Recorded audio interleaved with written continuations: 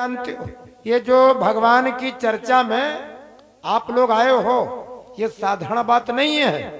जब भगवान की बहुत बड़ी कृपा होती तब ऐसा अवसर मिलता है और पहुंच पाते हो। और लोगों को चाहिए, हमारा तुम्हारा कर्तव्य है कि अगर कोई कथा सत्संग का भागवत का आयोजन करता है तो हम नहीं बहुत बड़ा पंडाल लगा सकते हैं, नहीं ये इतनी लंबी व्यवस्था कर सकते हैं, तो जिसके यहाँ चर्चा होती है उसके यहाँ चले जाना चाहिए। हाँ, हम नहीं कुछ करने वाले हैं तो केवल जा सकते हैं। भाई दो हाथ हैं तो एक हाथ से, दाहिने हाथ से व्यक्ति भोजन करता और इस हाथ से वो सवेरे जब लाइटिंग जाते हैं दिशा मैदान तो इस हाथ से पानी लेते हैं। तो जब पूजा हवन करते हैं, धूप बत्ती सुलगाते हैं, स्वाहा करते हैं, तो ये नहीं कुछ करने वाले तो इनका पकड़े रहा स्वाहा। ये मतलब नहीं सोचते कि नहीं कुछ करने वाले तो लटके रहो, तो इनका पकड़ ले स्वाहा, ओम जय जगदीश हरे, दो बत्ती लगाओ। इस हाथ से कोई नहीं लगाता, इस हाथ से सब लगाते हैं, लेकिन ये वाला इनको पकड़े रहा कि हम नहीं कुछ करने वाले हैं तो कम से कम साथ हम लटके रही, लागे रही।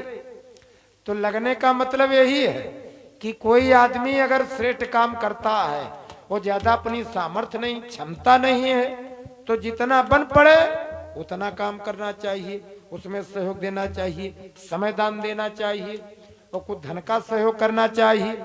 कहा गया है, विचारक लोगों ने कहा कि तुलसी पंछी के पिए घटती न सरिता नीर, वो धर्म किए धन ना घटे जो सहाय रघुबीर।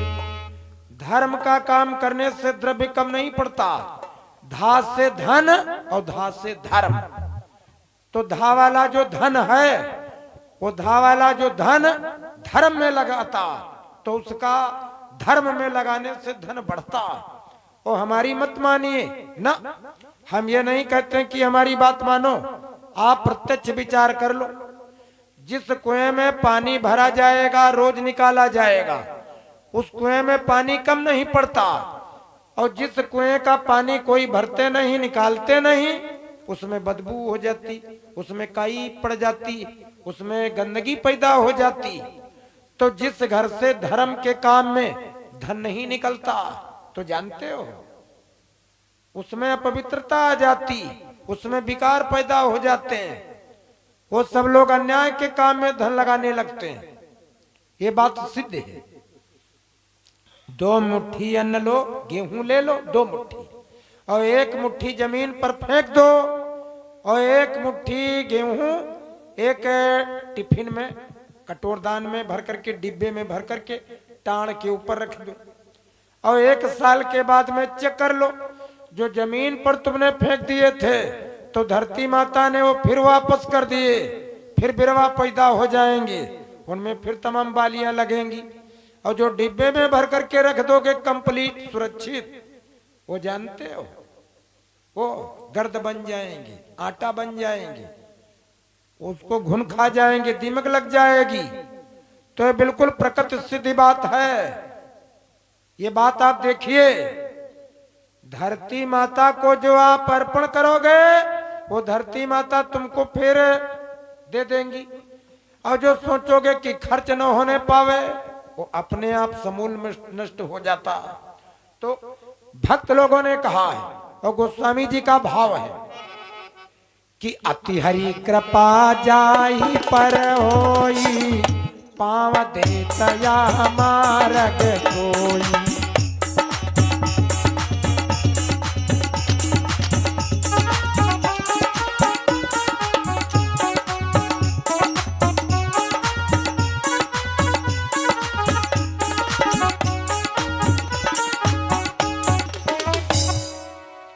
अति हरि कृपा जाहि पर होई, और पाव देतया मार्ग सोई। जिसके ऊपर भगवान की बहुत बड़ी कृपा होती है वो भक्ति के इस सरोवर पर आता, इस मार्ग पर वही पैर रख पाता। ये सबके बस का बूता नहीं है। तो हम राम जी की लीला के द्वारा आपकी सेवा कर रहे हैं, बात ध्यान में लावें। श्री रामचंद्र जी को 14 वर्षों का वनवास मिला तो अयोध्या में हलचल मच गई कि छाया बादल की तरह यह संवाद तमाम वो 14 बरसों के लिए बन जाएंगे राम। तो राम जी ने वनगमन की तैयारी की। जब सीता मैया ने तैयारी की, लक्ष्मण जी ने तैयारी की, तो कौशल्या जी ने मना किया, गुरु वशिष्ठ जी ने मना किया, लेकिन जानकी जी न मानी, राम जी न माने और न लक्ष्मण जी माने। तो द्वारे पर बन के लिए जब रथ लाया रथवान तो राम लखन सीता चले कर गणपति का ध्यान। कोई काम करो, अगर गणेश जी का सुमरण ध्यान करके प्रारंभ करोगे तो निर्विघ्न पूर्ण होगा। गणेश जी के 12 नाम, हनुमान जी के 12 नाम और सूर्य नारायण के 12 प्रणाम, ये बात ध्यान में रखिए। गणेश जी के 12 नाम, सुमुखश्च एकदन्तश्च कपिलो गजकर्णका लंबोदरश्च विकटो विघ्ननाशो विनायका धूम्रकेतु गणाध्यक्षो भालचंद्रो गजानना द्वादशैतानि नामानि या पठेतु सुनच्छादपि विद्यारंभे विवाहे प्रवेशे निर्गमे संग्रामे संकटे चैव विघ्नस्य तस्य न जायते। गणेश जी के 12 नामों का जो 3 काल, प्रातः काल में, दोपहर के समय में और संध्या काल में सुमरण करता है, उसके सब मनोरथ पूर्ण होते हैं, उसका कार्य निर्विघ्न पूर्ण होता है। ये बात प्रकट सिद्ध है। तो गणेश जी का सुमरण ध्यान करके ये चले, ये तीनों लोग चले। मंत्री सुमंत्र ने रथ तैयार किया तो जिस समय चले कि छाया बादल की तरह यह संवाद तमाम और 14 बरसों के लिए बन जाएंगे राम।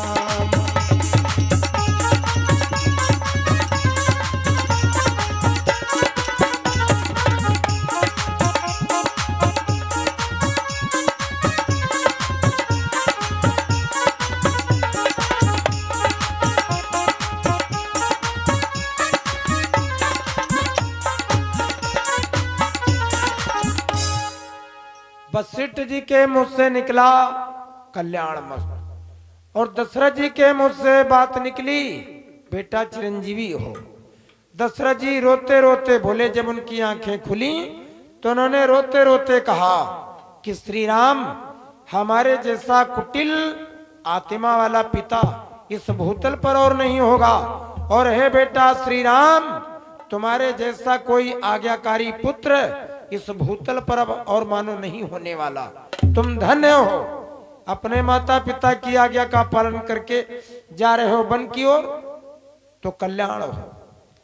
वशिष्ठ जी मुस्कुराते हैं, राम जी हंसते हैं। जिनके ऊपर विपत्ति पड़ी है, जिनको 14 साल के लिए वन को जाना, वो राम जी मुस्कुराते हैं, राम जी हंसते हैं। किसी के ऊपर अगर विपत्ति पड़े और घर से निकाल दिया जाए तो भला हंसेगा, तो वशिष्ठ जी क्यों हंसे, राम जी क्यों हंसे? क्योंकि दोनों लोगों को पर्याप्त बोध है, दोनों लोगों को ज्ञान है। कहा गया है, गीता में वर्णन है कि अब तक जो हुआ वो अच्छा हुआ, और जो हो रहा है ये अच्छा हो रहा है, और आगे जो भविष्य में होने वाला होगा वो भी अच्छा होगा। तो अगर किसी के ऊपर दुख पड़ जाए तो विचार करने की बात है कि सुख दुख संसार में सबके ऊपर होए, और ज्ञानी काटे ज्ञान से मूर्ख काटे रोए। सुख दुख संसार में सबके ऊपर होए, और ज्ञानी काटे ज्ञान से मूर्ख काटे रोए। ज्ञानी अपने ऊपर जो दुख पड़ता है उसको हंस करके काटता ज्ञान से, और जो मूर्ख व्यक्ति है तो उसके पास में तमाम धन है, सब कुछ है, लेकिन फिर भी रोता रहता है। देखा होगा आपने, वो रोया करता है, सब कुछ है लेकिन ये नहीं वो नहीं है, वो रोया करता है।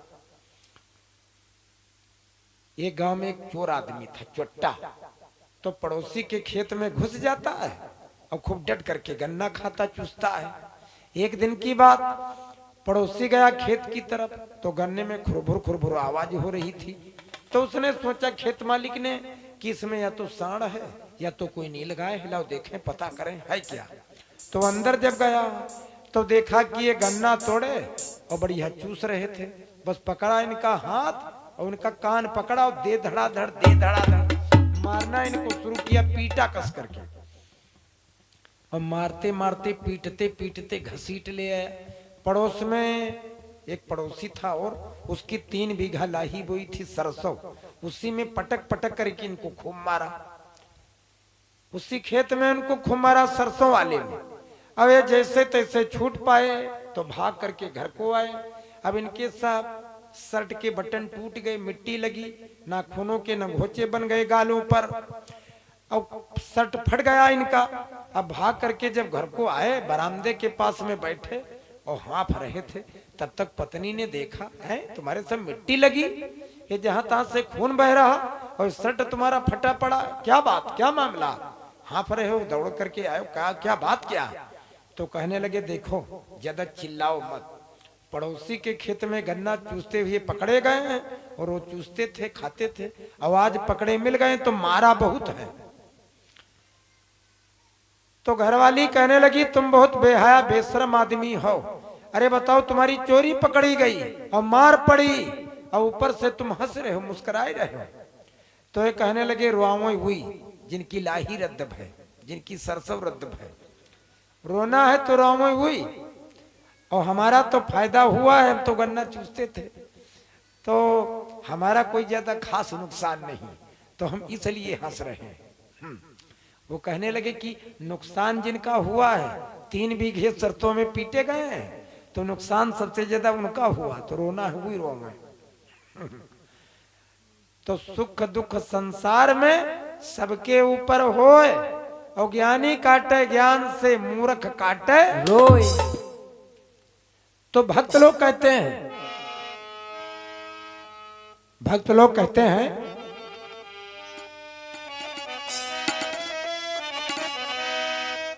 कि सीताराम सीताराम सीताराम सीताराम और सीताराम कहिए, जाहि विधि राखे राम ताहि विधि रहिए, जाहि विधि राखे राम ताहि विधि रहिए, जाहि विधि राखे राम ताहि विधि रहिए।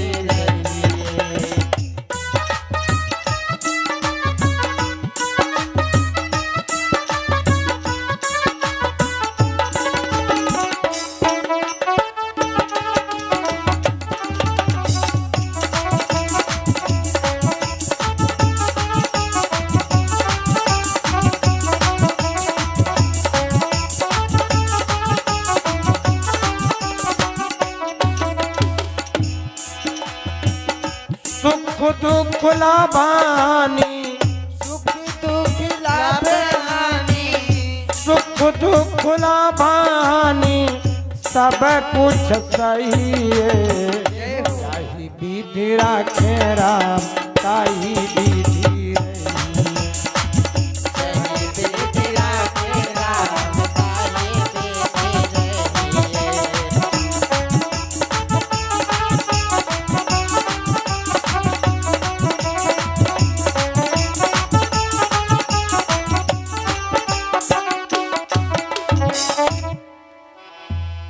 सीताराम सीताराम सीताराम कहिए, और जाहि विधि राखे राम ताहि विधि रहिए। ये राम जी को मानो को दुख नहीं लगा, और वशिष्ठ जी इसलिए हंस रहे हैं कि हमने विचार करके मुहूर्त निकाला तो राम जी का तिलक तो हो नहीं पाया, जो हमने मुहूर्त निकाला वो काम हो नहीं पाया, और जिस समय जिस चीज का मुहूर्त नहीं निकाला वो काम हो रहा। होना था राम जी का रात तिलक और हो रहा वनवास हो गया। तो इसलिए हंसते हैं कि परमात्मा की लीला बड़ी विचित्र। तो देखिए सुमंत्र मंत्री ने रथ पर बैठाया और तीनों लोगों को लेकर के जब जंगल में आए तो यहां पर बड़े विचार की बात समझिए। राम जी की लीला भय को दूर करने वाली है। राम कथा सुंदर करतारी और संशय विहंग उड़ावन हारी। जब ये रथ पर बैठ करके इधर जंगल को आए तो उधर की बात कौशल्या जी से वो सखियां सब कहने लगी कौशल्या जी की कि बहना ये कैकेयी कौन होती है तुम्हारे लड़के राम को वनवास देने वाली। अरे वनवास देना था तो अपने लड़के भरत को देती, ये राम जी को वन क्यों भेज दिया, ये कैकेयी का क्या अधिकार। तो कौशल्या जी कहने लगी बहना कैकेयी का केवल भरत के ऊपर नहीं राम लक्ष्मण शत्रुघ्न सबके ऊपर अधिकार। बोली क्यों। अरे कहा सुनो देवासुर संग्राम में अगर राजा के प्राण युद्ध मैदान में चले जाते तो ये लक्ष्मण और राम जी कहां से आते। नप के प्राण युद्ध मां जईते तो लक्ष्मण राम कहां से आईते।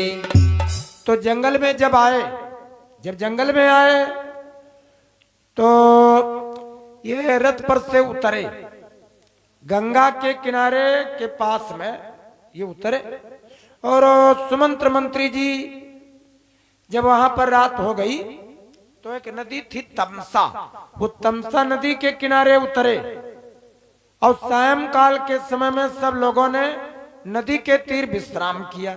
आधी रात का जब समय बीता तो आधी रात के समय में सुमंत्र मंत्री को राम जी ने जगाया और राम जी ने कहा, कहने लगे कि मंत्री जी, हे मंत्री वर अब यही उचित रथ इसी समय तैयार करो। तमसा तमसा रहते रहते रथ तमसा नदी के पार करो।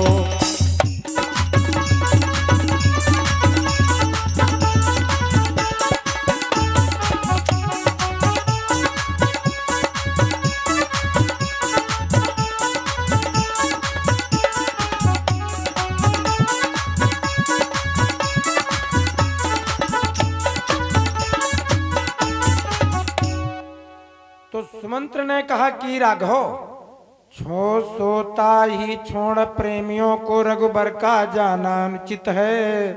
गर समयोचित हो तो भी राम जन हृदय दुखाना अनुचित है। कहा है आपके प्रेम में सब आए हैं और इनको छोड़ करके आप चले जाओगे, इनको बड़ा आत्मिक कष्ट होगा, दुख होगा। तो श्री राम जी कहने लगे कि मंत्री जी अगर 2-4 वर्ष की बात होती, कुछ महीनों की बात होती तो इनको साथ में ले लेते और ये कष्ट भोग लेते, लेकिन ये 14 वर्ष का समय, इनको बड़ा कष्ट होगा और ये लौट करके जाएंगे नहीं तो माता कैकेयी को, भैया भरत जी को असह्य पीड़ा होगी।